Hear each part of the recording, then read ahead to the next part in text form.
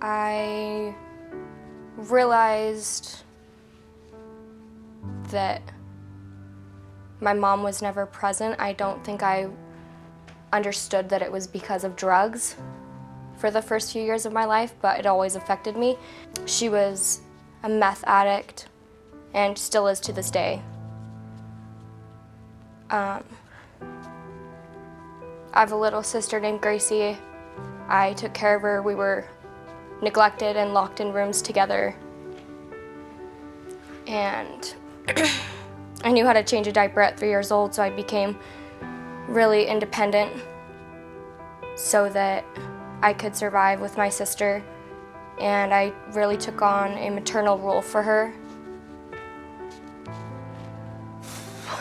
I got taken away from her when I was 3 years old. Gracie was 1.5 years when we were finally taken.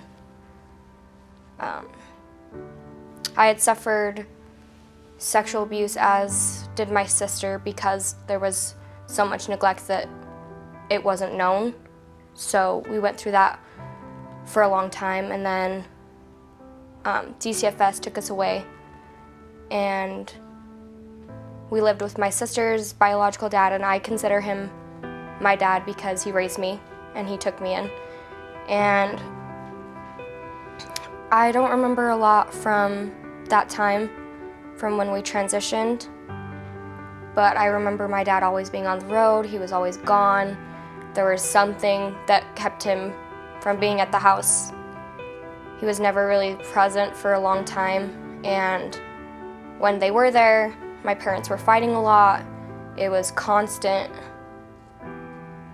arguing and disagreeing, and my ex-stepmom, who raised me, was an alcoholic at the time, so they would drink and things would get physical. There was a lot of trauma growing up, and I was the oldest girl, so I took on a maternal role throughout my entire life with all my little siblings, and so I did the best I could. I knew how to do basic essential things that you would know as an adult at a very young age.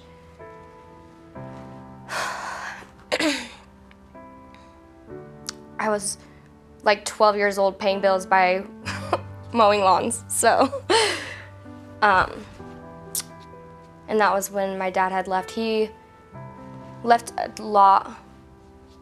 It was either a woman or a job or drugs. Like, I remember the times that he was home, it was good. And like, I have good memories with him. He was always really kind. And he had a really big heart. But I feel like I never really got to know him in the way that like his mother or his siblings did, because he was an addict, and so I never got to know him on that personal level. I grew up a daddy's girl, and as I got older, I was about 12 years old, and that's kind of when I officially realized that addiction played a huge part in my family. I always knew growing up that addiction played a huge part because my grandma ran a rehabilitation program, and I knew a lot of my family members were addicts. But it never had affected me as much as it did when I was 12. They had gotten divorced. We stayed with my grandpa for a while, and he was using heroin and shooting up, and I don't know what else in the garage. We never really saw him. It was always drugs and women. Sometimes I thought the women more than the drugs.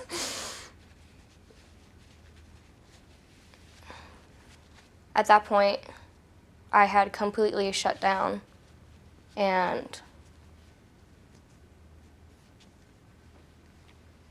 I stayed in my room for like 3 months straight. I didn't talk to anyone. I was angry and hurt that my family was torn apart because my mom and my other 3 siblings moved to Michigan, and me, my little sister Gracie, and my dad with his girlfriend moved to Washington. So I felt like my parents hated each other so much that they had to move all the way across the country.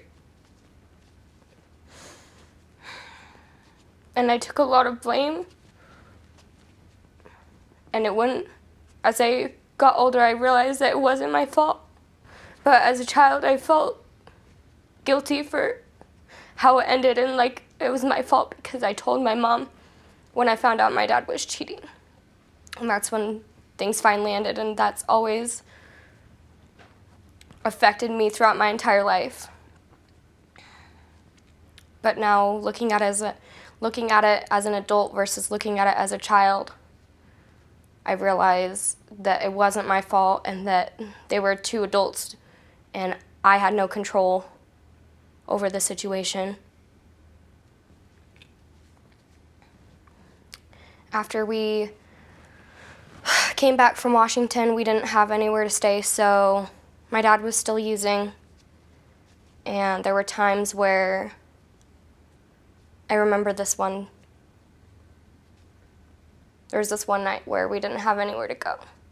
My dad had called everyone he knew. And we finally found this little trailer. It's probably the size of a small car. And it was the middle of winter. It was freezing. It was probably 10 degrees outside. And we slept in there overnight. I don't remember how long we were there, but I remember being there night and feeling like I was going to freeze to death. And as I got older and continued to experience things like that, I started resenting him for his addiction.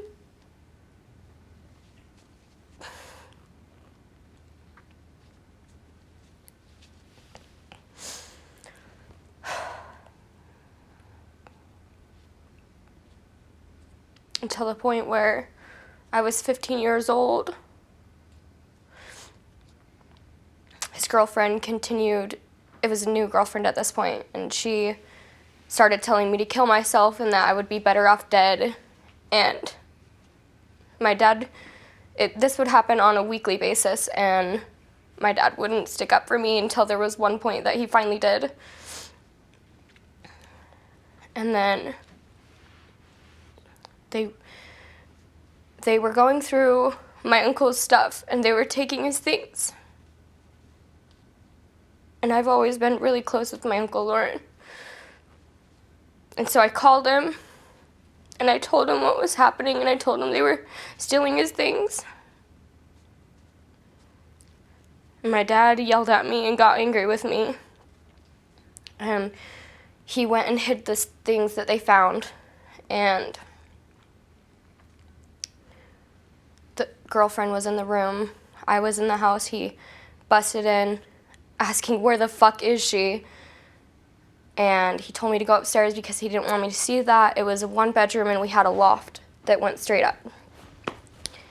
And so I went about halfway up the loft and I leaned over the loft, and she was already on the phone with the police saying that he hit her and he went straight back to prison, and I still hold guilt.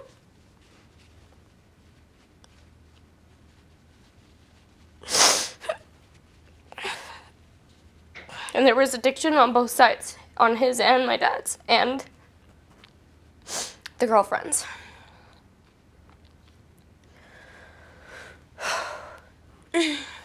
So he went to prison, and later that night my dad asked me to find somewhere to stay, so I was 15 years old.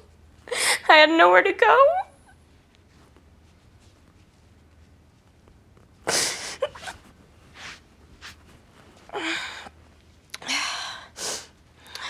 My boyfriend that I was dating at the time, his brother let me stay with him. Not too long after that, I was sexually assaulted by him, and I never told anyone.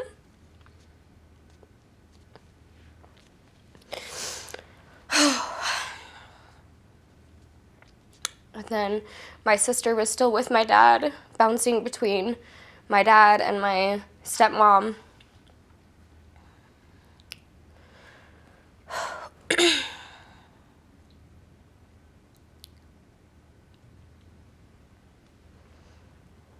And so we grew apart, and we had a really codependent relationship because all the trauma that we went through together. And so I felt alone, and I got really depressed. I had a suicide attempt at my brother's when I had finally gotten away from the man who sexually assaulted me. And I was put into a mental institution at McKay Hospital. I went there for about a week. They got me on antidepressants. Things started getting better.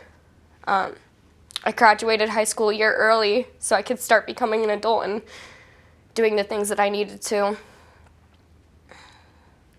And I lost a connection with a lot of my family members.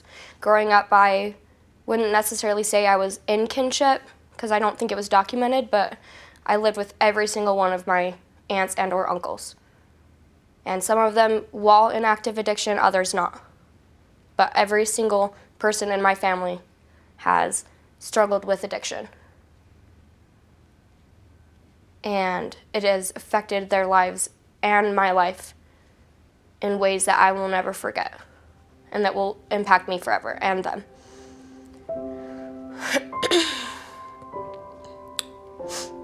So at that point, I was graduating high school, and my dad was up in Washington again with my grandpa along with my little sister, Gracie. And his heroin addiction started getting really bad. He started hanging out with the wrong people. As of October 7th, 2019, he's been missing, presumably dead by over half my family, and I still am at conflict with myself about what may have happened.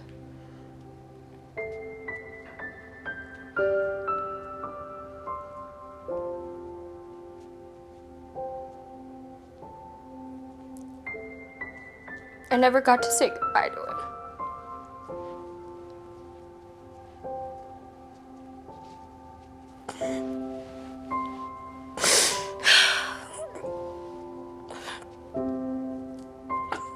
There was one time I had come down for a visit to see some of my friends when I was living in Ogden. We still hadn't rekindled. I had resented him a lot. And I still loved him, and I was at conflict with myself. Part of me didn't even want to hug him, but there was a voice in my head that said that I should.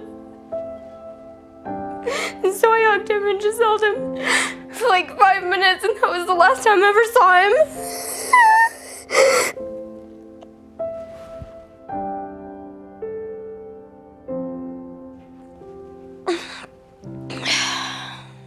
I'm about to have a baby. And it kills me thinking that my baby will never know their grandparents. My mom is still in active addiction, and I refuse to allow my child to experience the things that I went through. So, to keep them safe, I keep my mom out of my life until she can sober up.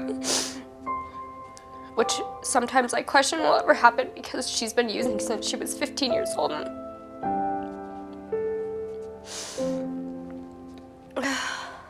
The thing with addiction that I've realized as I've experienced and going through all these experiences, that there's a true self, there's a person and who they really are,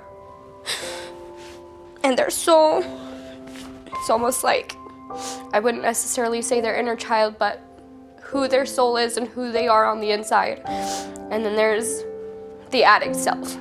And growing up, it was really hard to separate the two of them because I didn't understand that.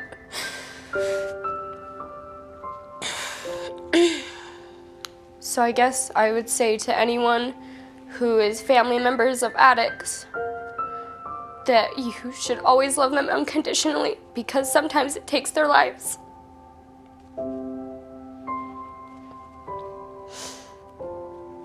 And that when they're in their addiction, it's not who they really are. And that they're hurting.